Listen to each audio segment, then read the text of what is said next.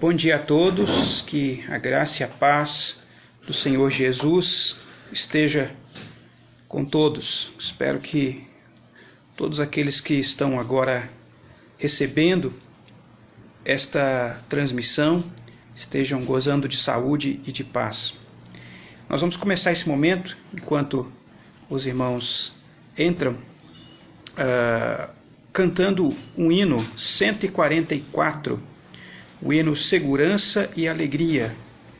Tem a ver com o tema que estamos estudando aqui, Coronavírus e Cristo, e esse hino nos lembra da segurança que podemos ter, da confiança que podemos ter no nosso Senhor, na obra de Cristo em nosso favor. Hino 144, Segurança e Alegria. Que segurança tenho em Jesus, pois nele gozo paz, vida e luz. Com Cristo herdeiro, Deus me aceitou, mediante o Filho que me salvou. Conto esta história cantando assim: Cristo na cruz foi morto por mim.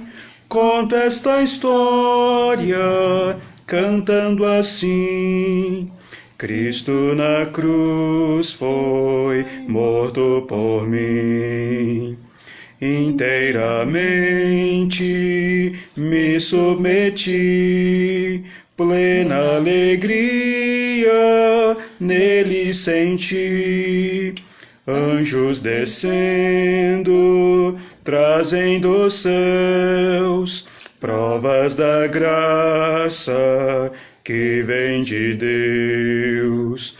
Conto esta história cantando assim: Cristo na cruz foi morto por mim.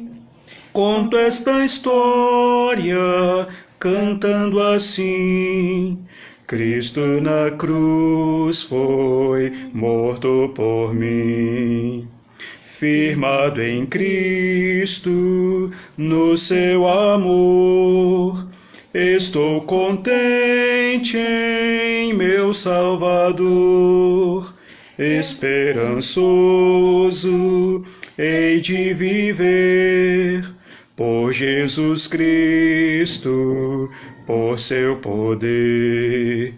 Conto esta história cantando assim: Cristo na cruz foi morto por mim. Conto esta história cantando assim: Cristo na cruz foi morto por mim. Vou pedir a Daniela que faça uma oração, pedindo a Deus por esse tempo que teremos agora de estudo da Sagrada Escritura. Pai, nós te louvamos e te adoramos pela certeza que temos, Pai, do teu cuidado, do teu amor, pela certeza que temos da presença do Senhor ao nosso lado. O Senhor diz, Pai, que nunca nos deixaria, jamais nos abandonaria. E nós temos essa certeza. O Senhor diz que estaria conosco todos os dias, até a consumação dos séculos. E isso fortalece o nosso coração. Obrigada, Pai, pelo privilégio que temos de louvarmos ao Senhor e de estudarmos a palavra do Senhor. Fala conosco, Pai. Abre os nossos olhos, abre os nossos ouvidos, abre o nosso coração, para que a palavra do Senhor possa penetrar e fazer as mudanças que só ela pode fazer. Que o Senhor possa nos fortalecer a cada dia, nos encorajar, nos ensinar, nos orientar através da Tua palavra, Pai. Usa o Ricardo com muita sabedoria, com direcionamento do Teu Espírito, Pai, para que ele possa trazer aquilo que o Senhor colocou ao coração dele, Pai, como o Senhor gostaria que fosse trago. Peço por cada irmão e irmã que está ouvindo agora, Pai, que está participando desse momento de estudo da palavra, para que o Senhor esteja sustentando, fortalecendo, capacitando cada um, Pai, nas várias tarefas que tem para fazer. E ajude cada um a guardar o seu coração. Em nome de Jesus. Amém. Amém. Retomamos aqui o nosso estudo, cujo tema é Coronavírus e Cristo, tema baseado num livro recém-lançado pelo pastor John Piper, e já começo com uma boa notícia. A boa notícia é que esse livro, até há poucos dias atrás, ele estava disponível apenas em inglês ou espanhol pela internet. Mas agora ele já foi traduzido. A editora Fiel fez a tradução desse livro e disponibilizou gratuitamente esse livro. Está de graça, em vários formatos digitais e também em áudio. Então a informação está no boletim da nossa igreja. Então você que tem recebido o boletim, você vai ver lá como é que você consegue baixar esse livro. Mas é algo simples, basta você fazer uma pesquisa aí na internet, você vai achar lá na editora Fiel esse livro, né, disponibilizado para nós em nossa língua de graça. Então facilitou bastante para a gente, né, esse acesso. Mas eu continuo aqui de onde nós paramos. Na verdade eu vou fazer uma breve recapitulação do que nós já conversamos. A tese central desse livro é a ideia de segurança, de, como nós cantamos até no hino, né, de certeza. Num tempo de tantas mudanças, tantas incertezas, no que nós podemos nos apoiar. Deus é a nossa rocha, a rocha como imagem recorrente na Bíblia de um ponto de apoio seguro, de um lugar de abrigo, algo em que nós podemos firmar os nossos passos com segurança, em que nós podemos construir a nossa vida. Deus é a nossa segurança e o tempo todo John Piper vai apontar para isso. Num tempo de insegurança, com essa que nós temos vivido, da quarentena, confinamento, enfermidades, incertezas em outras áreas da vida, temos a certeza no Senhor. Ele vai abordar, já no segundo capítulo, sobre o ponto, a palavra de Deus como uma informação segura a respeito dessa segurança. É a palavra do Senhor que nos assegura isso. E essa palavra, ela é confiável porque ela cumpre exatamente aquilo para o qual ela foi designada. Ele não vai entrar nas provas clássicas da palavra de Deus, porque ela é a palavra de Deus, mas ele vai dizer, olha, ela cumpre o que ela foi designada a cumprir. E nisso ela traz glória para Deus, ela reflete exatamente o caráter de Deus. E lá no capítulo anterior que nós estudamos, nós começamos a falar, ou falamos alguma coisa sobre o caráter desse Deus que é retratado na Escritura. O capítulo 3 fala que a rocha é justa ou reta, né? Acho que está assim em português, né? A tradução, a rocha é justa, né? A rocha é reta, em inglês no right, né? Então a palavra de Deus reflete o caráter de Deus, quem Deus é. E nós ponderamos sobre alguns desses atributos que aparecem na Escritura, principalmente a ideia da santidade. A ideia de Deus é santo no sentido de que ele é único, ele é totalmente separado, ele não é combinado com nada da criação, ele não se confunde com nenhum outro ser da criação, ele é exclusivo. E Deus é santo no sentido de que ele tem um caráter totalmente correto, moralmente impecável. Esse caráter de Deus impecável se manifesta no Deus único que ele é, nas três pessoas da Trindade. Esse também é um atributo que Deus possui e é exclusivo dele.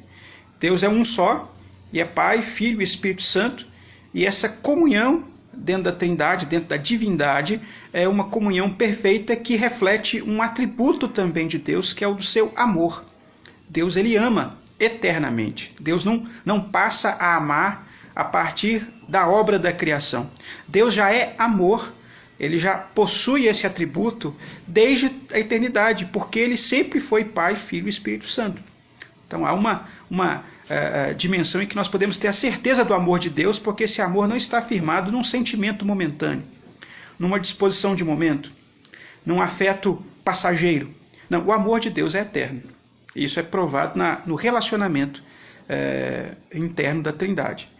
Eu comentei, esse capítulo também comenta, né, sobre outros atributos como justiça e bondade, que por vezes são dois atributos, duas qualidades que conflitam em alguns momentos, em ser justo e ser bondoso. Mas em Deus há uma harmonia. Deus é plenamente justo, né? Ele faz sempre aquilo que está de acordo com o caráter santo dele, ou seja, ele não muda a justiça, ele não muda os critérios para poder abrandar o seu caráter, ele não negocia a sua santidade, mas ao mesmo tempo também Deus não deixa de ser bondoso. Ele coordena tudo isso, tudo que ele faz, de tal forma que esses atributos se manifestam perfeitos, né, em perfeito funcionamento, em perfeita cooperação, sendo que a bondade de Deus é essa disposição que ele tem de agir favoravelmente para com a sua criação. E favoravelmente, especialmente para nós, que somos os seus filhos. Nós somos alvos privilegiados da bondade do Senhor, certo? Então eu queria agora entrar, para a gente encerrar a primeira parte desse livro, entrar nos capítulos 4 e 5 desse livro. O capítulo 4 tem como título Soberano sobre tudo. Soberano sobre tudo. Eu começo convidando você a ler Ruth, o livro de Ruth, capítulo 1.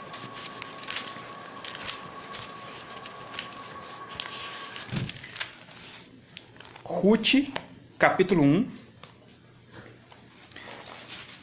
versículos 20 e 21.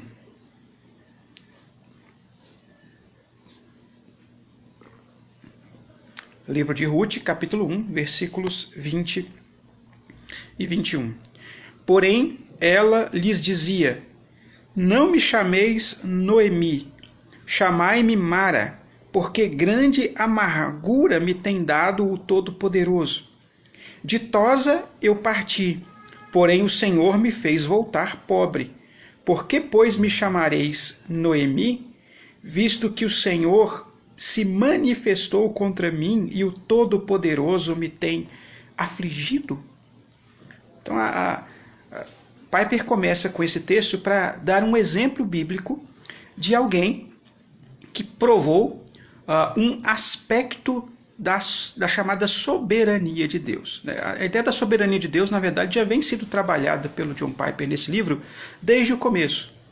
É aquela expressão que ele repete várias vezes nesse livro, né? Que ele diz assim: a mesma soberania que poderia parar o coronavírus, ainda que não o faça, é a mesma soberania que sustenta a sua alma durante o coronavírus. Então, Deus, ele não deixa de ser soberano porque um mal está se abatendo sobre todos, ou sobre alguns indivíduos, ou sobre alguma classe. Deus continua soberano no coronavírus. Ele poderia, pelo seu poder, impedir que esse coronavírus acontecesse, ou que ele se espalhasse com essa velocidade, ou que ele ceifasse tantas vidas. Sim, ele poderia. O tempo todo John Piper está afirmando isso. Mas ao mesmo tempo ele diz, ele permite isso. Isso não depõe contra o caráter santo e soberano de Deus. Ele continua sendo justo e bom. E esse Deus triuno em amor, segundo o seu propósito, permite essa ação no mundo. Então Piper vai chamar isso de o aspecto amargo da soberania. Ele vai falar que há dois aspectos na soberania de Deus. O aspecto amargo, né, agridoce, né, azedo por um lado e é doce por outro. Então há um duplo caráter, um duplo aspecto dessa ação soberana. E por vezes nós provamos dos dois aspectos. Em algum momento, o amargo, o lado amargo. Em outro, o aspecto doce. E no capítulo 4 ele vai focar no aspecto amargo disso, focando nessa personagem chamada Noemi, que literalmente pediu para ser chamada de amarga, né? A palavra Mara lá no hebraico, né?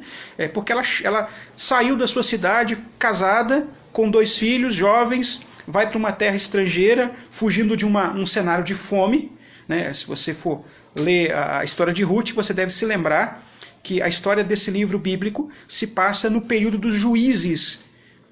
O período dos juízes é aquele período logo depois em que o povo toma posse da terra prometida E parecia que estava tudo maravilhoso, né? Porque finalmente o povo que saiu da escravidão, que ficou 40 anos no deserto, sob Moisés, finalmente esse povo agora tem a sua terra, a chamada Terra Prometida. Deus havia cumprido aquelas promessas que fez a Abraão, fazer dele pai de uma numerosa multidão, né? Dar a ele aquela terra. Então, Deus já fez tudo o que ele tinha que fazer. Está tudo cumprido. Mas basta você ler o livro de Juízes, ainda que superficialmente você vai ver que não estava tudo resolvido. De fato, como vai dizer a carta aos Hebreus, Deus ainda não havia dado o verdadeiro descanso, né, à terra de fato prometida. A verdadeira terra prometida não era aquela região geográfica lá na hoje chamada Palestina. O verdadeiro descanso para nós é Jesus Cristo. Jesus é o alvo de todas as promessas de Deus.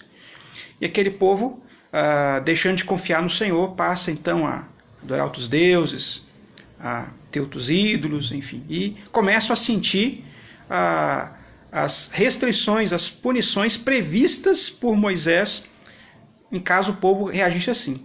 E uma dos castigos de Deus, das punições de Deus ao pecado do povo, chamando o povo ao arrependimento, seria fome. Então Noemi, a família de Noemi, passa por um quadro de fome. O marido dela, Elimeleque, Malom e Quilion, seus filhos, saem de Belém, né? Saem da região da Terra Santa e vão para a terra estrangeira, vão para Moabe. Né? E aí já é um sinal, né? Quer dizer, Deus não tinha dito que eles tinham que fazer isso. Deus falava na lei, quando isso acontecer, arrependam-se dos seus pecados, confessem o seu pecado, abandonem o seu pecado. Né? Eles tomaram a decisão pragmática de sair da sua terra e ir para outra, e ali Noemi encontra outras situações, passa por situações ainda piores do que a fome que ela estava passando lá na sua terra de origem, em Belém. O marido dela morre, os filhos dela que haviam se casado com moabitas morrem, e ela então não encontra outro recurso, tem que voltar para a minha terra. Ela tinha ouvido falar que as coisas haviam melhorado ali em Belém, ela volta, mas ao chegar ali naquela terra, ela chega com seu coração amargurado, e todas dizem, não é a Noemi, não é a Noemi. Noemi quer dizer agradável, em hebraico, né? Uma pessoa agradável. E ela diz, não tem nada a ver mais com esse nome, eu estou amarga, né? Porque o Todo-Poderoso manifestou contra mim. O Todo-Poderoso me tem afligido. Alguém pode dizer, não, ela está falando isso da boca para fora, é algo, a pessoa está sentindo dor, né? Quando a pessoa está sentindo dor, ela reclama, ela xinga, ela fala mal, mas não era alguma coisa consciente. Não, irmãos, ela de fato estava sentindo uma dor real, uma amargura real, mas o que Noemi fala não é da boca para fora. O que Noemi fala é uma realidade teológica, que ela manifesta com muita clareza. De fato, ela percebeu um ponto aqui importante. Deus, de fato, a privou de seu marido. Deus, de fato, a privou dos seus filhos. Deus, ele não é soberano apenas nos fatos agradáveis da nossa vida. Quando estamos gozando de saúde, de paz, prosperidade. Não, Deus é soberano o tempo todo. E não há nenhum acontecimento que fuja à ação soberana de Deus. E Noemi percebeu isso. Noemi declarou isso com amargura do coração. Ela estava provando esse aspecto amargo do seu coração. E como eu falei, né, e Deus fazia isso frequentemente, recorrentemente ao povo de Israel, como um chamado a esse povo a retornar aos seus caminhos. Tem um outro texto também que o Piper comenta, lá em Lamentações, texto de Lamentações de Jeremias. Esse é um texto que muita gente tem, nesse livro, né, o livro de Lamentações, é um livro que muita gente tem recorrido a ele nesses dias de pandemia. Eu sei do reverendo Antônio, inclusive lá da Sexta Igreja Presbiteriana, do nosso presbitério, que está pregando lá nos cultos transmitidos nesse livro, o livro das Lamentações. E outros mais que eu vi também, fazendo comentários e citando passagens. Lamentações capítulo 3, versículos 32 e 33. Esses versículos, né, Lamentações 3, capítulo 3, versículo 32 e versículo 33. Pois ainda que entristeça alguém, usará de compaixão segundo a grandeza das suas misericórdias, porque não aflige nem entristece de bom grado os filhos dos homens. Então, a Lamentações aponta para um aspecto dessa agridoce soberania de Deus. Quando Deus aflige, Deus não aflige como um Deus sádico, que tem prazer em nos ver sentir a dor, mas Ele nos aflige com um propósito. Por vezes Ele nos atrai, Ele capta a nossa atenção a partir da dor. A nossa tendência é estarmos desatentos a Deus, especialmente quando as coisas vão muito bem, quando as coisas estão funcionando. Quando as coisas estão funcionando, está tudo em ordem, a gente tende a deixar Deus mais de lado e começarmos a dizer, puxa, fui eu que fiz isso, eu sou o responsável por manter as coisas funcionando nessa ordem. Eu vi essa semana um meme muito interessante, de um pastor conversando com um jovem, e o jovem vira para o pastor e diz assim, pastor, você está aí orando, Deus não vai resolver essa crise não, você acha que Deus vai resolver essa crise?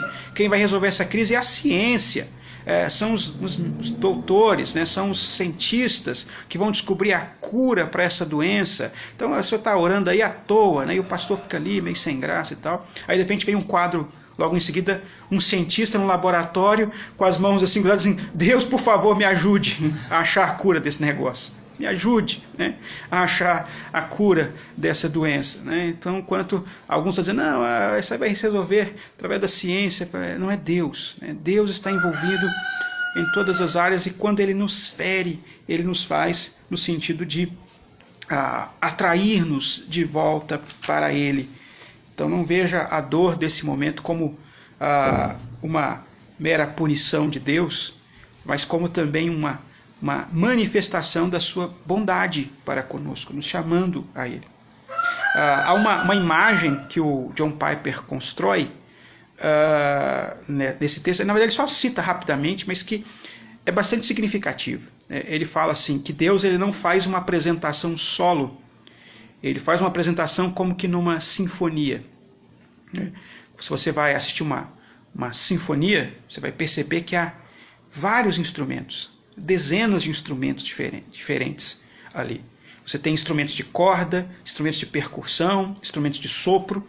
Você tem vários tipos de instrumentos em cada uma dessas categorias. Você tem um maestro que rege esta orquestra e coordena a entrada adequada de cada um desses instrumentos para tocar essa sinfonia. E quando você está numa sala adequada, num ambiente acusticamente preparado, o seu ouvido é capaz de perceber as nuances desses instrumentos. Não é apenas um instrumento tocando uma única música, mas vários instrumentos. Por vezes, alguns ficam silenciados durante um certo tempo, esperando o momento certo de dar a sua entrada. E alguns têm um destaque maior, aparecem mais, quando, por exemplo, é uma música composta para um piano. O piano está no centro e o pianista está lá executando a sua música, mas ao fundo você vai ter violinos, oboés, flautas, trompetes, tambores, que vão tendo as suas entradas no momento adequado. E por vezes nós, quando estamos passando pela dor, nós só captamos uma nota dessa sinfonia. Só colocamos nossa atenção na dor. Mas veja bem, Deus ele continua executando a sua obra nessa variedade toda, agindo em cada detalhe, compondo a sua peça. Nós é que às vezes não percebemos as notas de Deus que Deus está dando, que Deus não deixou de ser bondoso e misericordioso no tempo da dor. Eu mesmo tive uma experiência assim, essa semana recente. Eu estava usando fone de ouvido para ouvir no celular, música e outras coisas, ouvir rádio e tal. E era um fone de ouvido muito ruim, e não estava funcionando muito bem. Eu comprei um outro fone de ouvido, melhor, aqueles maiores assim, que você põe no ouvido, assim, cobre o ouvido todo. E quando eu pus aquele fone de ouvido e coloquei numa música de qualidade, eu pude perceber certas notas certos instrumentos tocando que eu não percebia. Eu não perceberia se estivesse usando o outro fone de ouvido. As notas estavam lá. O problema não estava na música. A música estava completa. O problema era que eu não tinha um instrumento adequado para ouvir aquelas notas, para ouvir aqueles tons. E talvez no meio da dor você não esteja ouvindo todas as notas que Deus está tocando, mas Deus soberanamente está coordenando todas as coisas. Ele está tocando a sua sinfonia como sempre. Ele não perdeu o controle dessa sua obra. Algo que vale a pena também chamar a atenção, né, que está na obra do Piper nesse capítulo, é que Deus ele não tem nenhuma força externa a ele que possa frustrá-lo ou detê-lo. Ou seja, Deus não é movido por outras forças exteriores a ele, que o obrigariam a agir de uma forma diferente do que ele age. Por isso é difícil pensar para nós em soberania, é uma das dificuldades, porque nós não temos essa experiência. Nós o tempo todo estamos agindo sob forças externas, que por vezes frustram os nossos planos. Né? Alguém planeja sair e fazer um passeio legal, ir num outro lugar e tal, conhecer o lugar, e planejou tudo, e marcou no calendário, e desmarcou a agenda para dedicar esse tempo para esse passeio, e reservou dinheiro, e preparou, e planejou tudo, pensou tudo, de repente o jeito pega lá o carro, no meio da estrada vem, sofre um acidente, alguém imprudentemente bate nele e danifica o carro, pronto. Né? É uma força externa a nós, sobre a qual nós não tínhamos nenhum controle, por melhor que planejássemos, nós não poderíamos prever esse acidente, pronto, o nosso passeio não acontece. Com Deus não acontece assim. Deus não tem uma força externa a ele. Eu lembro a vocês isso, só ler mais uma passagem, né? Isaías, livro do profeta Isaías, capítulo 46.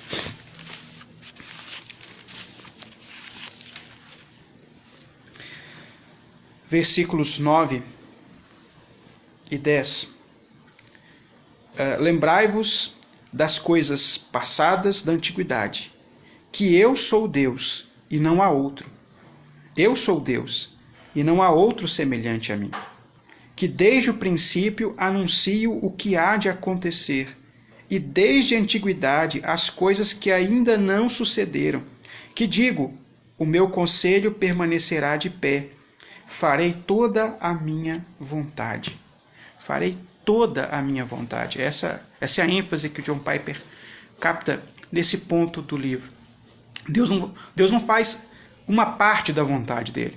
Né? Como no exemplo que eu dei do sujeito que planeja fazer um passeio, né? E até um certo trajeto da sua caminhada, ele estava fazendo a sua vontade até que uma força externa imprevista interferiu, bateu no carro dele e o impediu de realizar toda a sua vontade. A sua vontade toda era chegar até o lugar onde ele tinha planejado passar o dia e passar um dia agradável. Até um certo ponto ele realizou sua vontade, mas aí veio uma força externa, não calculada, não prevista, e o impediu. Deus está dizendo assim, eu não sou assim. Eu sou Deus. Não tem outro Deus que vai esbarrar no meu carro e me impedir de ter aquele passeio. Se eu planejei ter aquele dia de passeio, eu terei aquele dia de passeio, porque não haverá nenhuma força externa a restringir o que eu planejei fazer. Tem ganhado muita força nos últimos dias uma certa teologia que é chamada por alguns de teologia do processo. Na verdade é uma teologia antiga, né, do século passado, mas que, como toda heresia, né, ganha adeptos novos em tempos novos. E alguns dizendo assim, não, Deus existe. Então, na teologia do processo, Deus existe. Então, não estão negando a existência de Deus.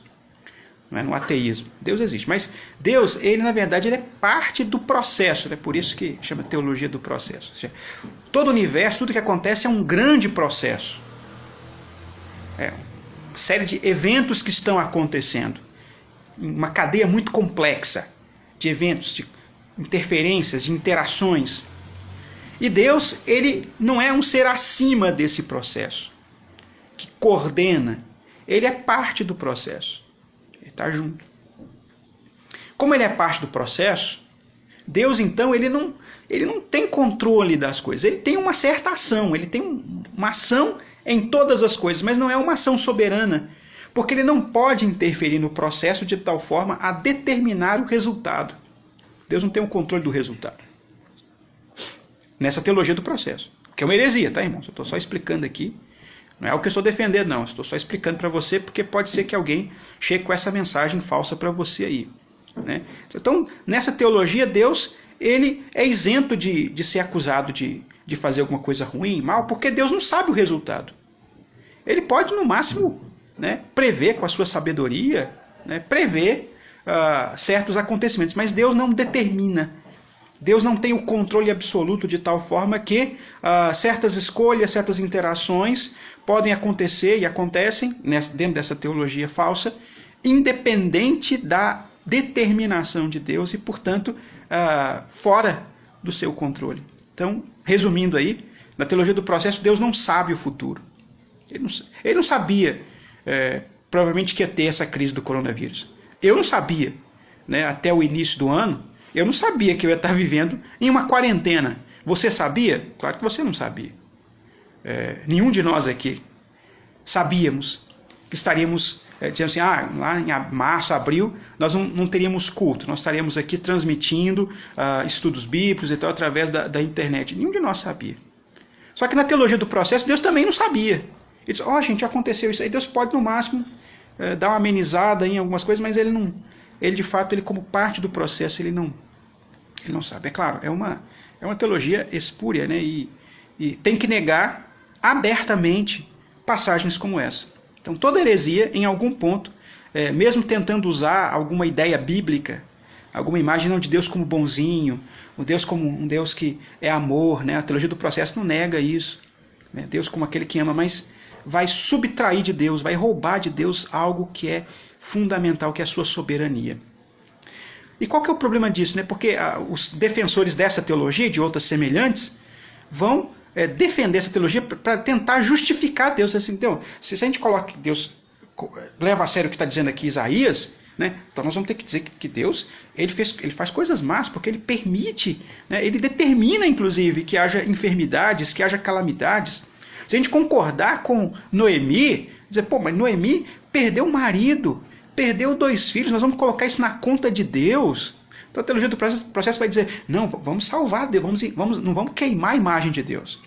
Vamos manter a imagem de Deus como um Deus bom, mas vamos subtrair dele, vamos roubar dele a soberania, para tentar manter a imagem de um Deus bonzinho, de um Deus amoroso. Né? Então Deus na teologia do processo é apenas uma ideia na mente de quem o prega, para trazer algum tipo de consolo psicológico, algum tipo de consolo interno, mas não é de fato um ser que subsiste. É apenas uma ideia consoladora, é uma ideia religiosa. E, portanto, é um falso Deus, é um ídolo. Um ídolo que tem que ser abominado. Num outro livro, não exatamente no livro do John Piper, mas o John Piper concorda com isso, creio, né? É um livro que eu também estou lendo de um jeito chamado John Lennox. Ele também trata desse tema, né, do coronavírus, mas sob uma outra perspectiva. John Lennox é um cristão, mas professor de matemática, professor de lógica, professor do departamento de ciências de Oxford, né, um cristão. E ele vai dizer o seguinte, olha, tudo bem, você pode até suprimir a soberania de Deus. Se você fizer isso, você suprime, rouba de Deus a soberania, você pode, num primeiro momento, ter um sentimento psicológico assim, Deus ainda me ama e tal. Só que esse Deus nada pode fazer por você. Ele é um Deus que está tão encrencado quanto você. Ele está em apuros. Então, um Deus que não é soberano, você pode dizer, é um Deus que não é responsável pelo mal que eu estou vendo no mundo. Eu posso ter esse consolo psicológico. Mas, por outro lado, é um Deus que não pode me salvar. Ele está tão perdido quanto eu. Então é nesse sentido que salvaguardar o que a Escritura afirma sobre Deus na sua integridade, de que Deus é soberano, de que nada pode mudar os planos e propósitos de Deus, e que Deus continua sendo bom, e Deus continua sendo justo, e Deus continua sendo santo, e que esses atributos todos operam em Deus como essa grande sinfonia, que às vezes nós não percebemos todas as nuances dos instrumentos, mas que opera em harmonia. É fundamental para uma fé bíblica, uma fé de fato cristã. Esse cuidado que o John Piper está tendo aqui nesse capítulo. A soberania de Deus poderia, se fosse o plano dele, poderia ter impedido e poderia, nesse momento, erradicar essa enfermidade de forma total e completa. Mas veja bem, é essa soberania que vai sustentar você enquanto ele não cumpre esse propósito. Se esse não for o propósito de Deus, erradicar essa doença, essa soberania vai sustentar você. Então, se você joga fora a soberania de Deus para se sentir psicologicamente confortável com a ideia de um Deus bonzinho e amoroso, né, você jogou fora também a ideia de uma soberania que pode sustentar você durante o tempo da provação. Para que confiar num Deus que não pode fazer nem por si? Ele não pode nem se salvar. Por que eu vou querer esse Deus, né? Eu vou sentir algum conforto nessa ideia de Deus, se ele não pode nem se salvar? O Deus revelado em Jesus Cristo, o Deus revelado na palavra do Senhor, nas Escrituras, ele é soberano. Como diz Isaías, o meu conselho permanecerá de pé. Durante esse tempo nós enfrentamos esse aspecto amargo, e não podemos deixar que essa amargura nos leve a uma ideia sentimentalista de Deus, como a proposta da teologia do processo. Essa ideia sentimentalista de Deus, ela nada traz de verdadeiro, e mesmo no seu propósito inicial, que era ser uma teologia de consolo, ela falha. Ela nada tem para nos consolar. Nada de bom pode ser tirado dessa doutrina, a não ser o abandono completo da fé, no único que pode, de fato, nos socorrer nesse tempo. Dentro disso aí, né, tem até algumas frases fortes aí do John Piper, né? A Dani mesmo estava comentando comigo ontem essa frase, quando ele fala assim: diante desse Deus nós não temos direito à vida. Diante desse Deus nós não temos direito à vida. E de fato, é esse ponto, direito nós não temos. Se nós temos vida, é por um ato da misericórdia de Deus, mas direito à vida, quem tem é Deus. Deus é aquele que tem em si a existência. Esse atributo dele, existência é um atributo de Deus. Ele tem direito à existência, ele tem direito à vida. Mas em Jesus, por causa de Jesus, a gente encontra isso. Quando Jesus fala assim: eu sou o caminho, a verdade e a vida, é isso que ele está falando, né? Algumas pessoas pegam esse versículo e acham bonito, né? Eu sou o caminho, eu sou a verdade e a vida. Quando ele fala assim: eu sou a vida, assim, fora de mim é morte. Fora de mim não tem vida. Ninguém tem direito à vida fora de Jesus. Ele está dizendo algo forte. Não é algo bonito, romântico, como a gente poderia pensar. Quando ele fala: eu sou o caminho, quer dizer, se você está em outra via que não seja Jesus, você está fora do caminho, você está perdido, né? É justamente a ideia mesmo, né? Estar no caminho é estar numa rota segura, é ter segurança. Eu sou a verdade. Se você não está com Jesus, você está com mentira. Se você adotou um tipo de teologia como essa, do processo do qual eu falei, você está na mentira, você está no engano, você não está em Jesus. E se você não está em Jesus, você não está em vida. Então ele tem direito à vida, né? Aí ele relembra lá um texto que eu já comentei em aulas passadas, o texto de Tiago 4, né? Você não pode dizer: amanhã eu vou para tal lugar, vou fazer negócios, vou fazer isso, fazer aquilo. Aí Tiago assim, vai chamar a atenção dos caras: o que você acha que você é? Né? Você deveria dizer o seguinte: olha, se Deus quiser, faremos isso e aquilo, ainda faremos e ainda viveremos. Ou seja, se Deus quiser, eu vou estar inclusive vivo para fazer. Eu não posso nem dizer que amanhã eu vou estar vivo para fazer os meus planos. Se Deus quiser, amanhã eu vou estar vivo, e estando vivo, eu poderei, se Deus quiser, ainda fazer isso e aquilo. Então o direito à vida está nas mãos dele.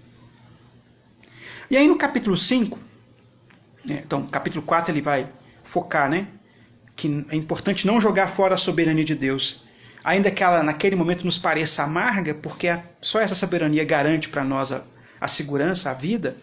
No capítulo 5 ele vai focar na doçura do seu reino. É um aspecto doce, né?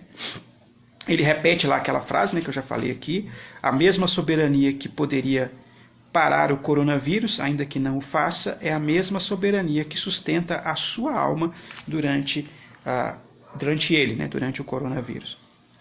Então, como eu falei, se nós sacrificarmos a soberania de Deus sobre o sofrimento, sacrificamos também sua soberania em tornar todas as coisas boas.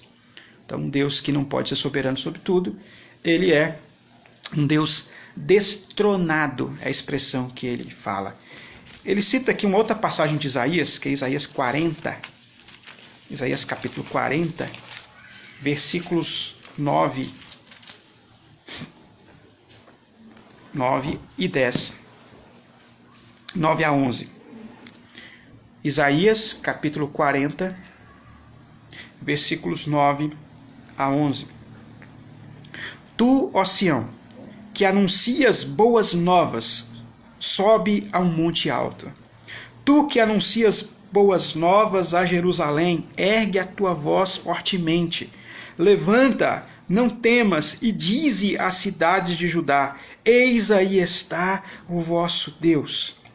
Eis que o Senhor Deus virá com poder, e o seu braço dominará. Eis que o seu galardão está com ele, e diante dele a sua recompensa. Como pastor, apacentará o seu rebanho.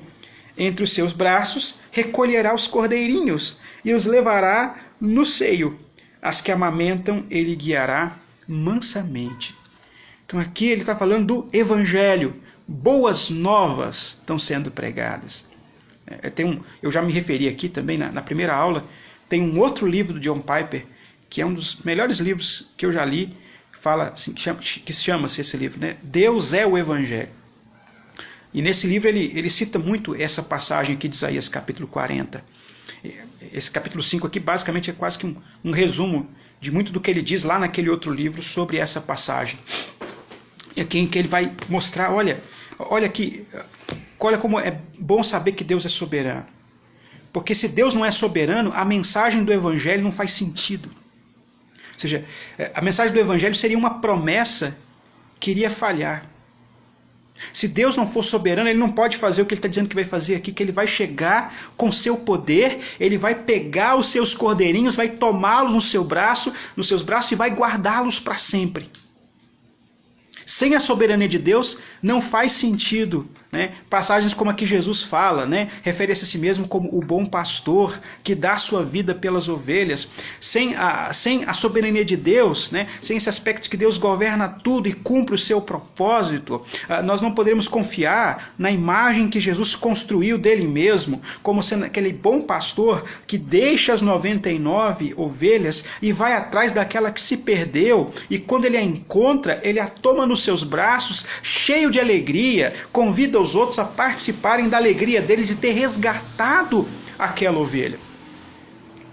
Então é disso aqui que Isaías está falando, é esse Deus bondoso, que na pessoa do servo sofredor, né, é o Senhor que vem aqui, né, em toda a profecia de Isaías, que vem cumprir todas as promessas, é esse Senhor que vem e soberanamente salva o seu povo. Deus não vem como na teologia do processo, apenas dar um tapinha nas suas costas assim, filho, vai passar, fica tranquilo, nós vamos conseguir. Não é um tipo de consolo meramente emocional, é uma garantia que nós temos. A beleza de pregar o Evangelho é que nós não estamos pregando um consolo humano. Nós não estamos pregando apenas uma mensagem para aliviar a dor do momento. Nós estamos pregando a garantia de Deus. Deus garante que as suas ovelhas serão protegidas. E Jesus vai dizer assim, eu sou o bom pastor, eu protejo, eu tenho as minhas ovelhas e ninguém poderá arrebatá-las, arrancá-las da minha mão. Então, essa é a nossa garantia. E nisso, veja bem, há um casamento perfeito. Então, se você joga fora a soberania porque ela agora está sendo amarga para você, está sendo doloroso para você provar essa soberania de Deus, você também está jogando junto o Evangelho. Porque se Deus não é soberano no tempo da amargura, ele também não vai ser soberano para a salvação. E aqui, é claro, né? As boas novas são justamente essas. É que Deus vem para salvar o seu povo. Ele garante essa soberania. Uma passagem também, né, comentada aqui, possivelmente a última que eu vou comentar, porque o nosso tempo já está avançando, é Romanos. Passagem muito conhecida, né, mas que a gente deve sempre lembrar. Romanos capítulo 8.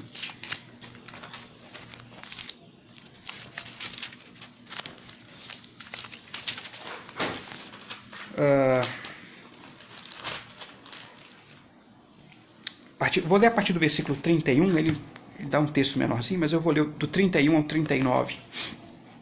Que diremos, pois, à vista destas coisas? Se Deus é por nós, quem será contra nós? Aí você lembra lá de Isaías 46 que eu li? Ele fala assim, não tem outro Deus igual a mim. Eu sou único. Então, se Deus é por nós, não tem ninguém que seja contra nós, porque não tem outro Deus igual a Ele. Aquele que não poupou o seu próprio filho, antes por todos nós o entregou, porventura não nos dará graciosamente com ele todas as coisas? Então qual é a grande prova do amor de Deus? Ele deu o seu filho por nós. É a garantia do seu amor por nós. Deus que deu o principal, deu o que a gente mais precisava. Ele não vai nos dar as demais coisas? Alguém pode talvez pensar assim, então se ele... Então, das coisas é dar dinheiro, dar saúde, mas veja bem, olha como ele continua. Paulo continua discursando aqui nessa passagem. Quem intentará acusação contra os eleitos de Deus? É Deus quem os justifica. Então Paulo aqui toca no ponto principal. Que o diabo poderia dizer assim, Deus, esse cara aí, essa dona aí, ela não te merece, não, ela é pecadora, ele é pecador. Olha o que ele fez só essa semana, olha quantas vezes ele quebrou a tua lei. Deus está dizendo assim, olha, ainda que o diabo ou qualquer um chegasse para mim e dissesse assim, olha os pecados dele. Quem é que pode fazer acusação contra eles? Não é porque eles não são pecadores, não. Não é porque de fato eles não tenham cometido esses pecados, não. Mas é pelo que ele diz depois. É Deus quem os justifica. É Deus quem aplica em nós a justiça de Cristo. Essa é a nossa garantia diante de Deus. A justiça de Jesus, obtida na cruz, é aplicada a nós, as boas novas. É toda a tese aqui de Romanos, né? Romanos todo vem falar disso, né? Explicar o que é a justiça de Deus. É Deus pegando a justiça de Jesus, a justiça de Cristo, do justo, que morre no lugar do pecador, e ele aplica, ele olha para nós como justos por causa da obra do seu Filho Jesus. Quem os condenará, diz o versículo 34, é Cristo Jesus quem morreu, ou antes, quem ressuscitou, o qual está à direita de Deus e também intercede por nós. O que Jesus está fazendo agora, nesse momento de crise, de coronavírus, de instabilidade, de economia difícil, de troca de ministro no governo, de cabeçada, um tanto de coisa acontecendo que a gente fica assim, assustado. O que Jesus está fazendo agora? Ele está intercedendo por você. Ele está intercedendo por mim. Ele está dizendo, Pai, olha para mim, quando você olhar para eles, inclusive para as falhas deles, segundo a justiça do Senhor, olha para o que eu fiz por ele. Eu fiz por ele. Eu garanti a salvação dele. Ele está intercedendo junto ao Pai, por mim e por você, que cremos no Senhor. Quem nos separará do amor de Cristo? Será a tribulação, ou angústia, ou perseguição, ou fome, ou nudez, ou perigo, ou espada? Eu acrescentaria, ou coronavírus, né? O John Piper faz isso, né? Tudo isso. Coronavírus também? Poderíamos colocar nessa lista? Por amor de ti, diz versículo 36, né? Como está escrito, por amor de ti somos entregues à morte o dia todo. Fomos considerados como ovelhas para o matadouro. Aqui ele está citando um salmo, Salmo 44, versículo 22. Ou seja, do ponto de vista, de um certo ponto de vista, do ponto de vista desse salmo, nós já estamos mortos. Então, se vier esses perigos sobre nós, se agora eu contrair o coronavírus e esse coronavírus comprometer a minha saúde a tal ponto que eu morra, o que eu perdi? Eu não perdi nada. Não perdi nada porque eu já tenho tudo. Eu já tenho Cristo. Eu já tenho a garantia da minha salvação. Se Deus decidir não tirar a minha vida e me manter vivo através desse coronavírus, o que eu eu ganhei tão somente a oportunidade de continuar fazendo o que eu venho fazendo, ou seja, manifestar a glória de Cristo, manifestar quem Deus é. É para cumprir esse propósito. Mas Deus decide tirar a minha vida hoje, seja através do coronavírus ou qualquer outro dos itens citados por Paulo aqui, não perdi nada. Eu já sou uma ovelha no abatedouro. Né? Uma vez um colega meu escreveu, foi num frigorífico, né, ver lá como os bois eram abatidos. Ele escreveu lá os bois sendo colocados numa trilha, em que eles estão andando, indo em direção ao abatedouro, onde tem lá toda uma técnica para abatê-lo sem dor. Então, politicamente correto, né? Mas quando eles estão lá na trilha, já não tem mais chance, não tem como dizer assim, agora eu vou voltar aqui, né? Não, já está na trilha, é para morrer mesmo. Não tem volta, não tem como ele escapar. Ele já está na trilha para morrer. Essa é a imagem que o Salmo está dizendo. Nós já somos essas ovelhas que estão na lista do abatedor. Então, morrer hoje ou morrer daqui a pouco, daqui a 100 anos, nós já estamos nessa trilha. Aí, versículo 37, Romanos 8, 37. Em todas estas coisas, porém, somos mais que vencedores por meio daquele que nos amou. Veja, em todas estas coisas. E essa ênfase que o Piper dá. Essa é uma das qualidades que o John Piper tem quando ele discute a Bíblia, né? Porque geralmente ele chama atenção para certas passagens, certos versículos que são óbvios para nós, mas que a gente não tinha valorizado na nossa leitura comum, cotidiana. Em todas as coisas aqui, não seria como a gente poderia pensar lá atrás, né? Então já que ele vai nos dar todas as coisas, então só vai nos dar coisa boa, né? Alegria, saúde, então, não, todas as coisas, inclusive estas. Tribulação, perseguição, fome, nudez, perigo, espada, coronavírus. Pode colocar na lista. Em todas elas, nós somos mais que vencedores. Nós não somos mais que vencedores porque nós não passamos por essas coisas, ou estamos livres de passar por essas coisas. Nós somos mais vencedores por causa de Jesus, por meio daquele que nos amou. Por causa de Jesus, por causa da obra de Jesus. E aí ele continua, porque eu estou bem certo, versículo 38, de que nem morte, nem a vida, nem os anjos, nem os principados, nem as coisas do presente, nem as do porvir, nem os poderes, nem altura, nem profundidade, nem qualquer outra criatura poderá separar-nos do amor de Deus que está em Cristo Jesus, nosso Senhor. Do que ele está falando? Soberania de Deus. Soberania de Deus. Ela é amarga agora para você? Tem sido amarga para você pelo que está acontecendo no mundo? Pelo que está acontecendo, né, nos governos do mundo, no governo do nosso país? Ela é amarga para você porque está sendo dolorosa talvez na sua vida pessoal, particular, nos seus negócios, no seu trabalho, na sua família, talvez até mesmo na sua saúde. Deus não deixou de ser soberano. E a alegria desse texto aqui não é porque a gente está isento de passar por isso. A alegria desse texto aqui está dizendo, olha, porque nenhuma dessas forças, ainda que você possa pegar todas as forças do universo somadas, juntas, nenhuma delas pode separar você do amor de Deus que está em Cristo Jesus. Esse é o ponto. E essa é a importância de levarmos a sério essa soberania. Tem uma passagem aqui, como eu tenho pouco tempo, eu vou ter que me adiantar aqui, mas acho curioso, porque ele conta no livro a experiência de um missionário. Agora eu estou sem o texto aqui, o tablet, mas eu não vou lembrar o nome do sujeito, eu não anotei aqui. De um missionário que estava encarregado de traduzir a Bíblia para um idioma lá no Oriente Médio, num lugar onde a fé era extremamente perseguida. Era um missionário pregando o Evangelho e traduzindo a Bíblia para aquele idioma. E o tempo todo a vida dele corria risco dele ser morto, dele ser assassinado. Mas ele estava lá trabalhando ativamente para traduzir aquele livro. E aí, num certo momento, ele diz assim, olha, enquanto Deus não completar a obra que Jesus tem para mim, eu sou imortal. Enquanto o Senhor não...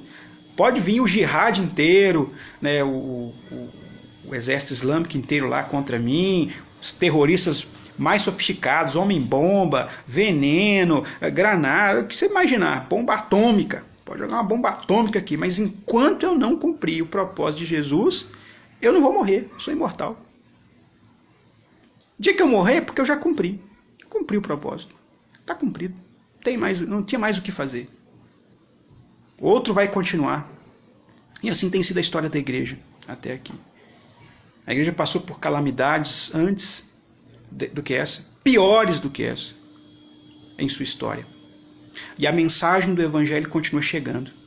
E você está ouvindo agora a mensagem do Evangelho. Sabe por quê? É porque Deus é soberano. Agora nós estamos sentindo mais o aspecto amargo da soberania de Deus. Desagradável, que traz angústia, é natural em nós, mas devemos nos voltar para o que Deus fala a respeito dele mesmo. Eu sou soberano. Nada pode me arrancar você da minha presença, do meu amor, por causa de Cristo Jesus, por causa da obra dele. Certo? Temos ainda alguns minutos, então nós vamos continuar a estudar Coronavírus e Cristo nas próximas semanas, agora já com o texto em português. Então, se você quiser fazer a leitura do texto, como eu falei, está no nosso boletim, o boletim da nossa igreja, o aviso lá disso aí. Você pode pesquisar na internet também, se alguém tiver qualquer dúvida, pode me acionar. Antes de fazermos essa oração final, temos avisar que hoje às 19 horas, como igreja, vamos receber a transmissão do culto. Quem vai estar à frente aí e trazendo a palavra é o Joeliano desse dia. Então, ore por esse culto, convide outras pessoas, convide irmãos da igreja que você sente que estão ausentes aí para participarem conosco desse momento. Será pelo YouTube, canal do YouTube da nossa igreja. Disponibiliza de mais tempo, né? Tem mais recursos, então vai ser lá pelo YouTube. E essa semana a gente tem a programação normal da igreja, normal assim, né? Nos horários normais, ainda transmitido pela internet. A gente já tem tido notícia de algumas cidades aqui em Minas que está abrandando a quarentena, então esperamos, em Valadares mesmo, né? Os irmãos já estão podendo se reunir com várias restrições, mas estão podendo se reunir. Esperamos que em breve isso seja uma realidade aqui.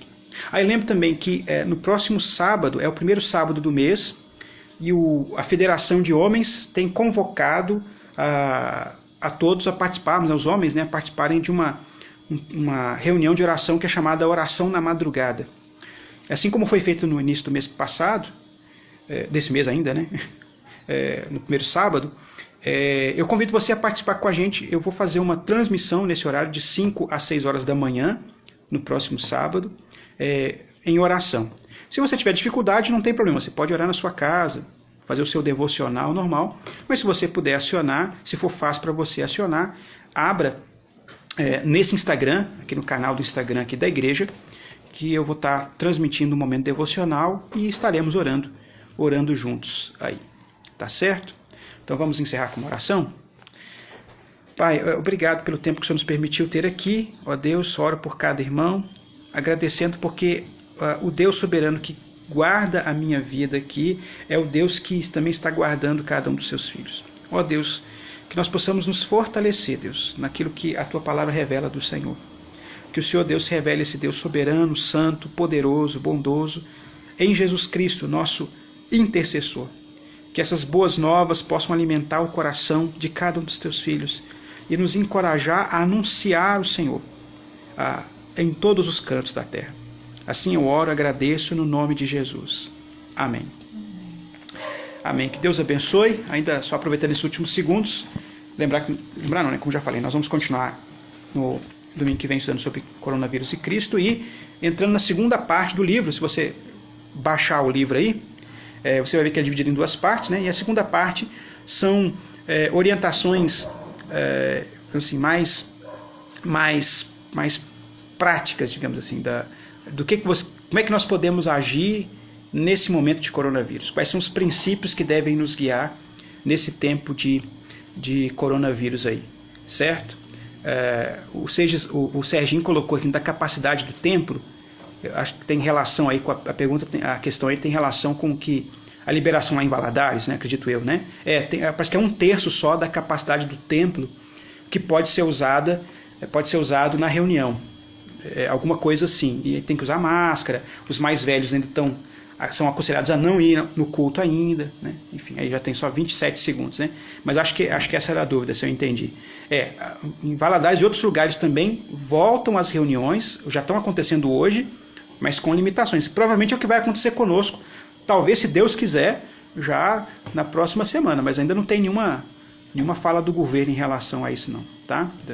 Então Deus abençoe e um bom domingo a todos. Fiquem na paz do Senhor.